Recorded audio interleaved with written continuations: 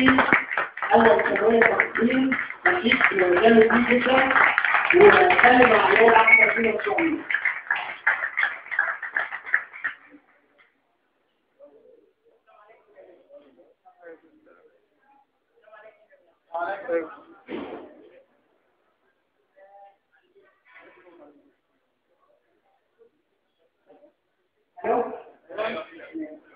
أنا برحب بالسادة الحضور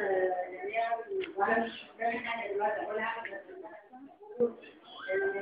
يا ريت بقى حركات وأحلام كتير تبقى هتيجي الفترة الجاية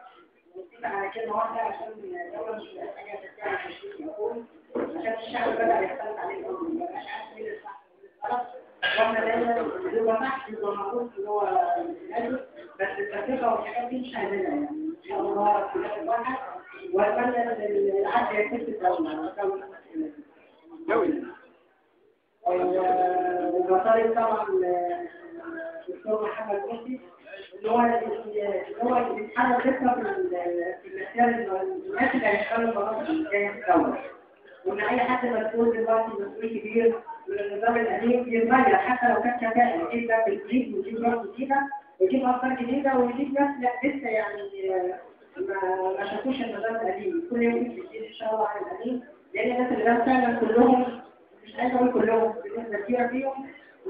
مش ناس العدل أو الناس اللي شكرا لله.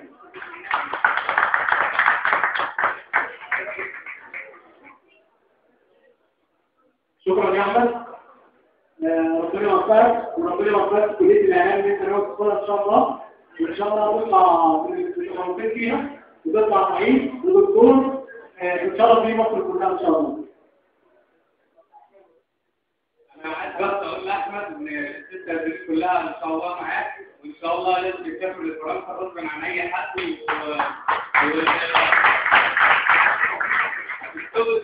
المفروض هو يسافر أو يعني قبل السلام يعني هو حتى الإعاقة وحتى الظروف الاجتماعية السيئة وطلع الأول على الجمهورية المفروض هو يسافر فرنسا قبل الأصحاب فده بس اللي كنت عايز أقوله لأحمد عبد المنعم.